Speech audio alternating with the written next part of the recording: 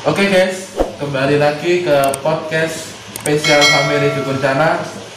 Kali ini kita bersama yang spesial dari Dukuncana, Mbah Gendeng.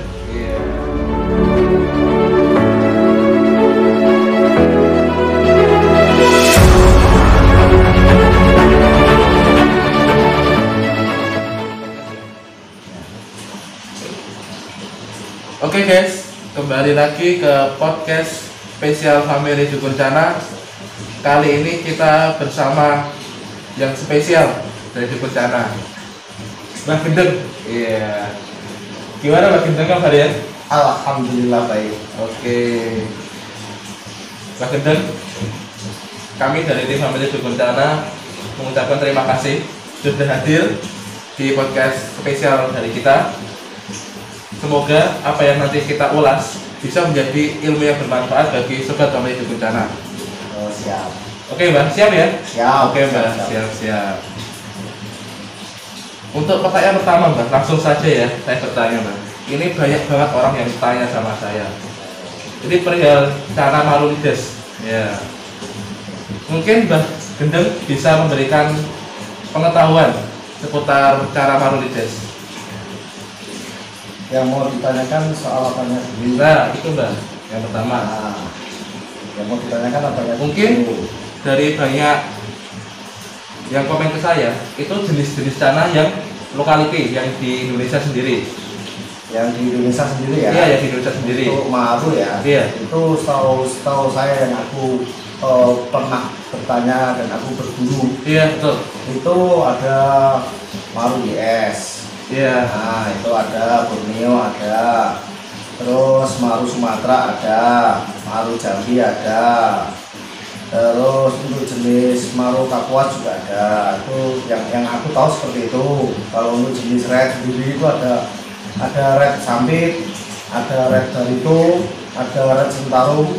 Ya itu ada barang itu pernah aku lihat semua sih, barangnya ada.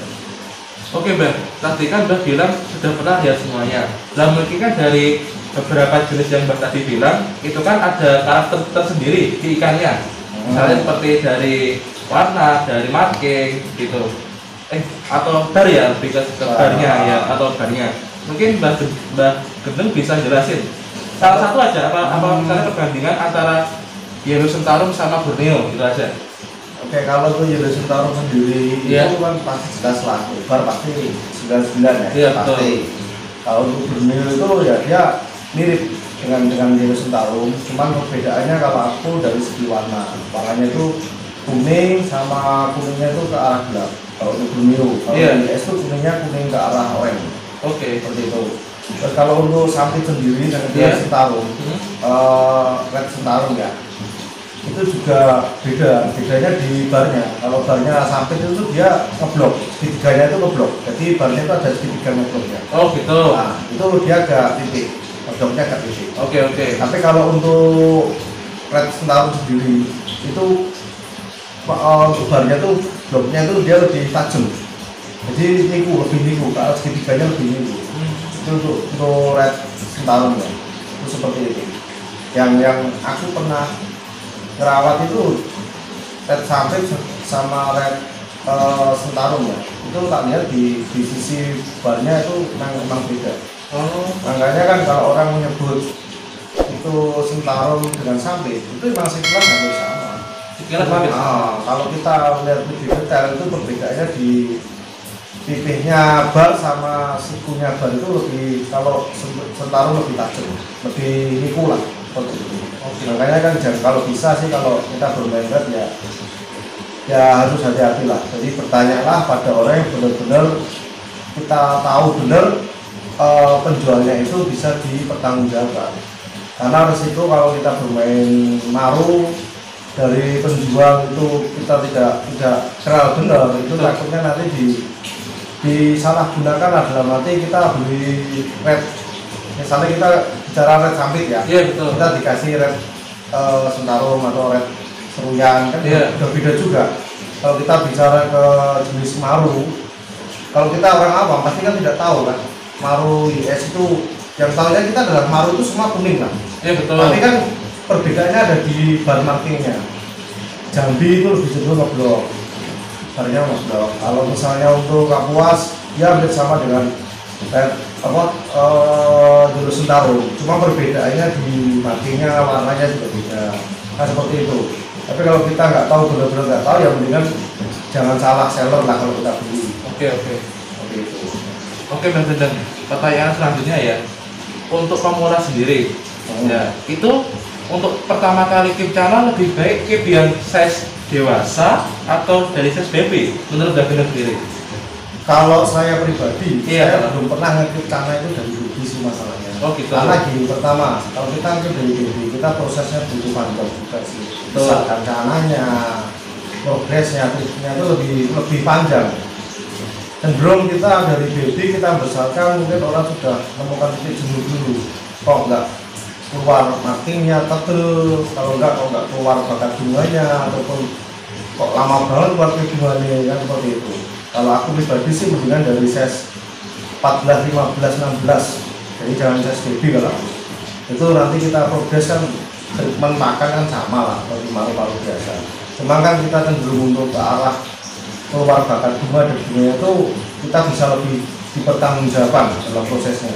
Iya. Gitu.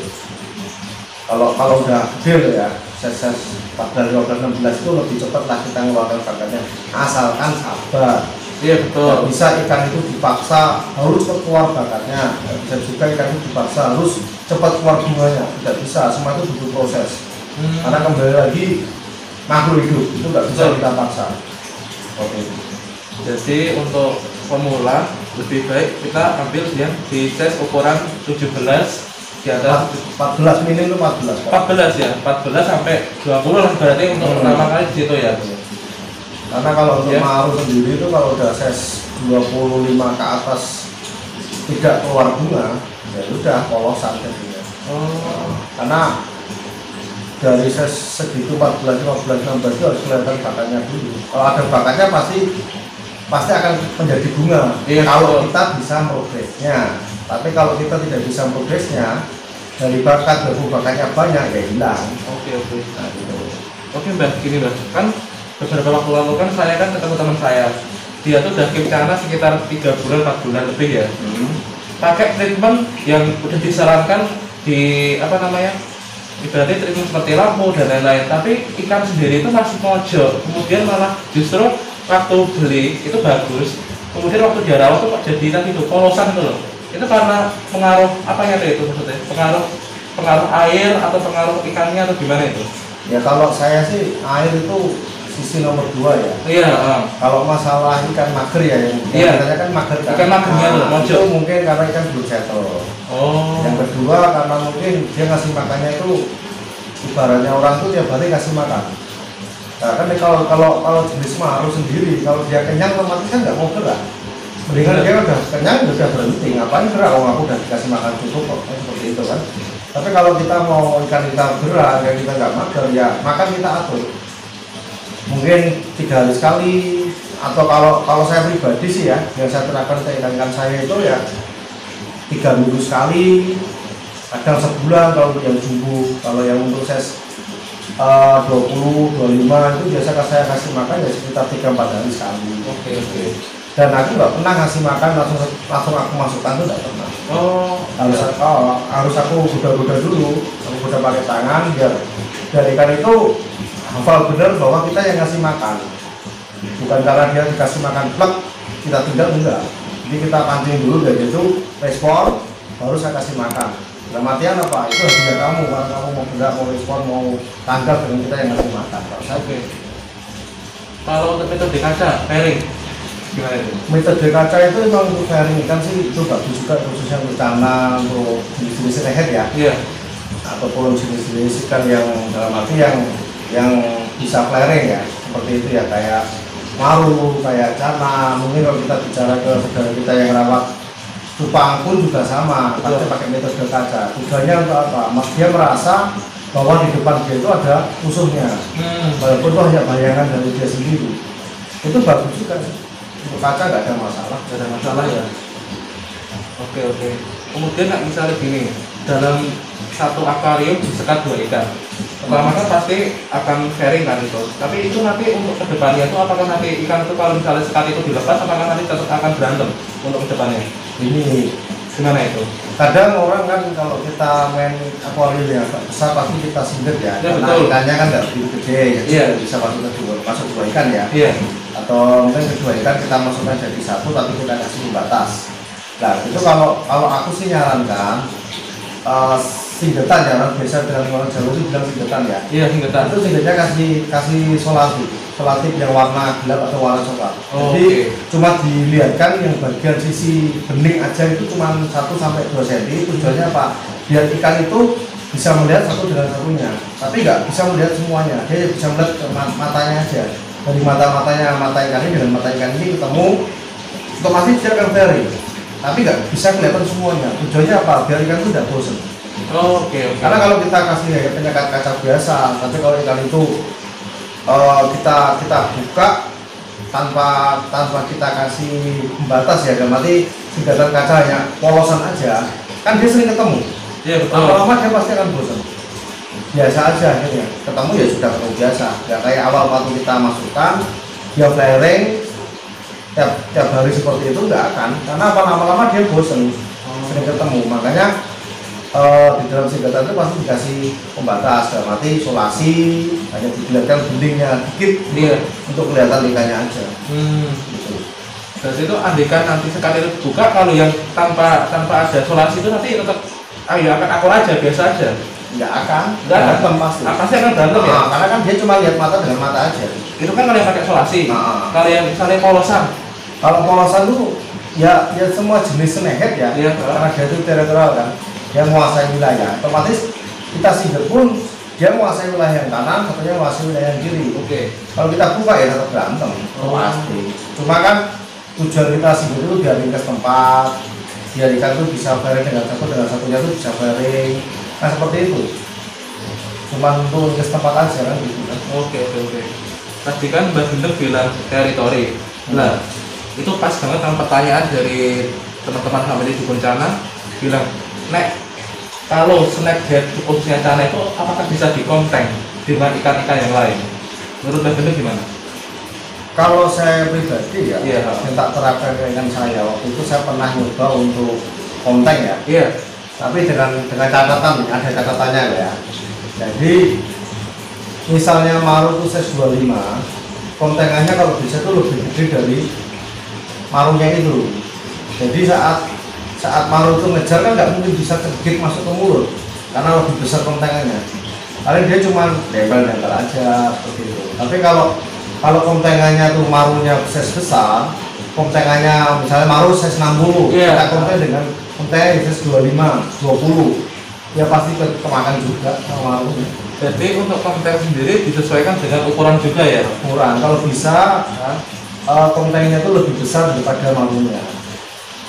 Jadi Kontennya lebih besar daripada jadi marunya? marunya size 25, Iya. kalau bisa ikan yang dimasukkan untuk jadi kontennya itu misalnya size 30 ataupun 25, lebih berapa gitu. Oke. Minimal kan hampir setara ataupun lebih besar. Jadi marunya nggak mungkin, dia mau gitu nggak mungkin bisa karena lebih besar musuhnya. Kalau mau kita main konten sih. Iya. Berarti kan intinya maru itu bisa dikonteng intinya. Bisa, karena saya pernah terapkan. Oke, kemudian ini ada pertanyaan lagi. Kita masuk ke Cana yang dari luar ya.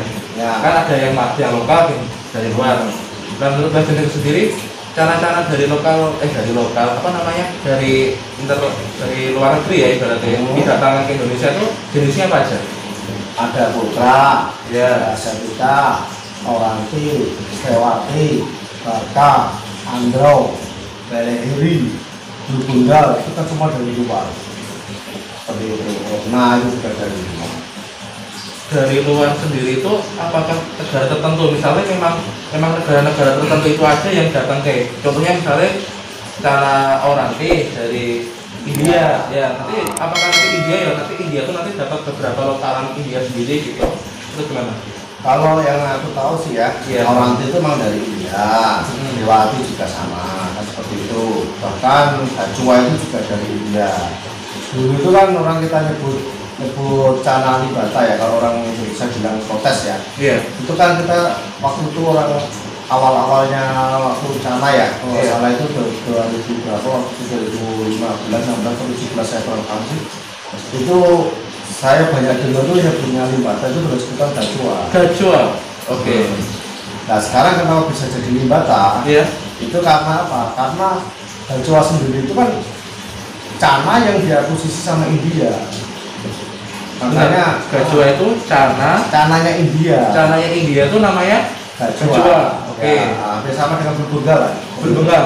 Oh ya. Nah sekarang di Jawa sendiri ataupun di yang ada di Indonesia ya, khususnya untuk limbata ya, itu biasa nyebutnya sekarang kan limbata. Kalau Jawa bilang kotes. Kotes, ya. Jadi kita nyebutnya limbata itu karena gajua itu miliknya India. Seperti itu. Contohnya kayak beleri. Iya. Beleri itu kan juga di India juga kan beleri itu.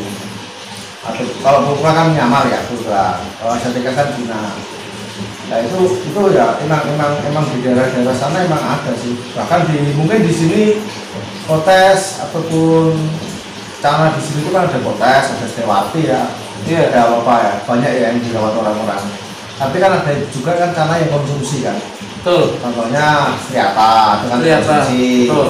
Kotes kan kadang juga buat konsumsi kan. Iya. Kotes limbata itu kan. Iya betul. Nah bahkan Asiatica pun di Cina juga dimasak buat konsumsi juga sama. Oh alah.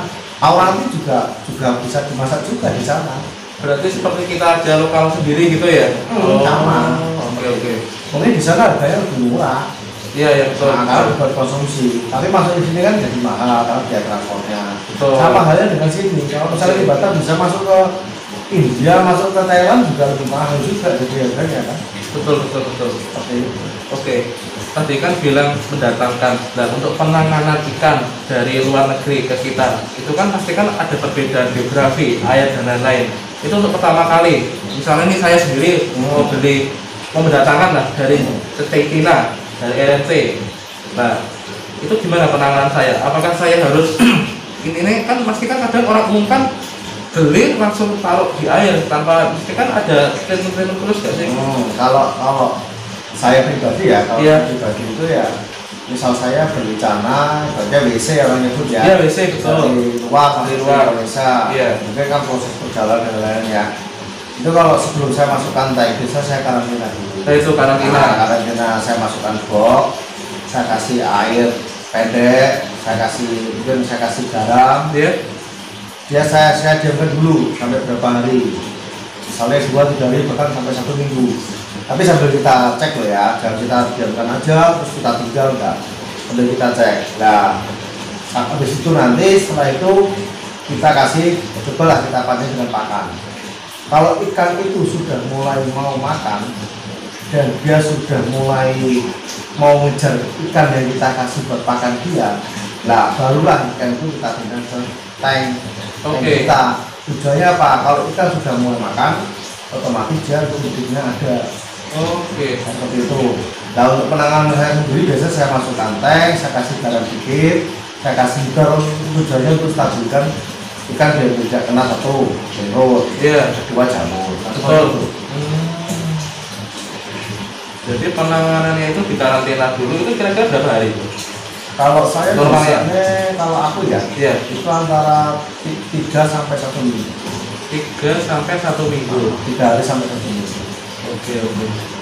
Itu untuk penanganan karantina sendiri itu apakah benar itu harus pakai yang gelap dong? Maksudnya harus digelapin ikannya gitu? Ya tujuannya apa kalau gelap? Ikan nggak banyak gerak. Karena dia merasa teritorialnya hanya di situ aja. Yang kedua, kenapa kita kasih tempat yang gelap? Tujuannya biar ikan itu tidak fokus ke yang lain. Takutnya dia ngalami stres. Betul itu. Melompat. Karena dari dulu kan melompat otomatis nabrak atapnya kan. Takutnya kan bisa apa. Kalau digelapin kan dia tetap diam aja di dalam. Dia lebih fokus lah untuk ibaratnya orang itu menyesuaikan diri. Nah setelah nanti dia fokus, kita kasih makan mau ya kita tinggal saya bilang baru kita masukkan air. Itu untuk airnya kan pasti kan air didatangkan dari seller ya. Itu nanti apakah ikut ke dalam tank itu atau kita ambil ikannya aja masuk ke tank, maksudnya ke air? Itu gimana? Kalau saya pribadi sih, saya tak tangani sih ikan masuk box Iya. beserta airnya sana. Saat nanti ikan tak masukkan tank, itu biasanya aku air yang tadi itu tak masukin juga. Oke. Nah, setelah di tank nanti sekitar 2 minggu, itu baru aku WC separuh gitu. Sambil kita masuknya air baru. Tujuannya biar penyelesaian di suhu, penyelesaian di pH. Karena pH di tempat kita kan otomatisnya pH-nya lebih tinggi ya. Betul. pH di alamnya kan. Iya, betul. Contohnya kayak Sampit, Maru, Iya. kan pH di daerah sana di Kalimantan kan cuma 3,4 kan. 3,4. Dengan di sini kan 7,8 kan. Kan perbedaannya ada. Jadi dia lebih sesuai lah untuk menempatkan suhu tubuhnya. Sama seperti Mas Panji kalau misalnya di Tangmang, Iya. nggak pakai selimut sama jaket, Ya dingin. dingin kan? Tapi kalau pakai selimut sama jaket kan nggak dingin. Ya dingin. Nah, Menyesuaikan lah ya. orang sana juga sama. Mungkin karena kebiasaan dia kadang nggak pakai jaket itu udah biasa. Tapi dia suruh ke Solo, pasti merasa panas banget dia. Iya. Kemudian nggak pakai kaos, kita aja nggak pakai kaos kan? Berarti intinya pengaruh adaptasi itu ya utama. Nah, pengalaman adaptasi. Oke. Ini kan ada Asiatica ini. Ini kan dulu kan katanya WC ya, betul ya? Yang jantan ya? Yang ini, yang jantan. Yang jantan ya? Nah, Nah, itu dulu waktu datang itu juga sama sesuai dengan treatment tadi, kendalanya untuk dulu ceritanya. oh ini kan aku kebetulan ngambil dari tempatnya temanku ya jantannya ya. Iya. Nah, itu dulu dia di sana waktu penyelesaiannya alamnya tuh masuk ke tempatnya dia, Iya. itu ya sama di treatment juga. Tetap di karantina gitu ya? Karantina di treatment sampai dia benar-benar mau makan, mau hidup, dia ibaratnya orang tuh mau sehat. Nah setelah itu baru dikasih tempat yang airnya air dingin. Oke. Seperti itu. Waktu itu yang jantannya dari Boyolali. Jantannya dari Boyolali. Oh, betinanya sendiri yang saya ini? Oh yang si cantik kok. Si Cantik ya, si Ini Cantik. dari Klaten. Oh, dari Klaten. Dulu, Iya. dulu yang ini punya laki-laki. Ini. Oh. Terus selingkuh sama yang Boyolali. Wah, akhirnya ketemu kan? Akhirnya ketemu aja di sana. Ini dua ini rencana udah banget kan? Gak gendeng. Ini rencana aku tak breeding. Mau di breeding. Tak breeding. Ini saya ukuran berapa ini? Asiatica yang berbeda ini. Bagus sekali loh ini. Yang jantan antara 29-30. 29-30. Yang betina antara 27-28. Oke. Sekalian bahas ini kan masuk bilang breeding ya. Nah untuk breeding tanah khususnya ini kan berarti masuk Asiatica itu kan luar ya. Itu tuh apakah semua tanah yang di luar itu bisa di breeding nggak sih? Misalnya saya ambil dari sini saya sini, itu gimana? Gini, kalau cana yang dari luar ya, Iya, betul. yang saat ini belum ada yang breeding itu cuma Aurani. Mungkin nge-breeding bisa, Iya. tapi aku belum pernah lihat ada breedingan Aurani jadi. Oke maaf mbak, sebentar. Tadi kan mbak bilang tanah yang belum bisa di breeding orang berarti baru di PRK aja ada. baru di breeding aja ada, tapi belum hasilkan. aku belum pernah lihat ada yang hasilnya. Oke. Ada hasil kayak Aurani. Tapi kalau Setiawati itu aku lihat ada. Itu teman saya yang di Boyolali. Berhasil? Hasil. Ya, itu breedingan Setiawati jadi. Oke. Kalau Asiatica banyak lah, Pulpra juga banyak, Bukai juga banyak kan, bahkan di tempat saudara kita yang di Batu juga Pulpranya jadi. Jadi ya betul. Saudara kita yang di Karanganyar juga Pulpra sama Asiatica jadi. Kalau Setiawati aku baru tahu saudaraku yang di Boyolali. Oke, Itu oke. teman tapi kan saudara, teman tak anggap saudara. Oh siap. Karena Oke, banyak ilmu kan. Oke mbak, siap. Untuk breeding sendiri nih, kan kadang kan orang ya juga pengen koleksi, juga pengen dapat hasil kan dari koleksinya itu. Nah untuk breeding sendiri tuh, misalnya nih saya mau breeding Asiatica, itu untuk mengetahui vaccine itu gimana sih? Kalau aku biasa lihat pertama dari dorsal, Dorsal. pasti beda. Biasanya kan ada garis-garisnya itu. Iya. Depan, garis belakang itu kan beda. Terus kalau enggak dari kepala. Dari kepala. Kalau jantan kan dia agak tumpul, kalau betina lancip. Tapi bisa jadi juga yang paling simpel itu kalau aku ikan saat tak kasihkan ember satu dengan satu, tak bikin stres. Nanti yang tebel matinya badannya itu berarti makin garisnya tebel, nah itu berarti malah kalau aku sih betina. Kalau yang nggak ada matinya dia pucat itu malah jantan. Oh, itu dulu mbak waktu itu juga sama kayak gitu, pakai ember itu untuk Asiatica sendiri. Aku dulu Pakai pakai tahu ember, vaksinnya. pakai ember pernah, Iya. coba. masih ragu, tak lihat dari kepala, masih ragu ya tak lihat dari dorsal, masih ragu juga tak diemin, akhirnya juga Ngobrol sendiri ya? Nah, berarti sudah jelas tentang mau perempuan. Kalau berantem berarti cowok-cowok kan pasti. Oke. Jantan perempuan juga pasti berantem sih. Kalau nggak cocok. Oh gitu. Mungkin dia melihat betinanya cantik kan.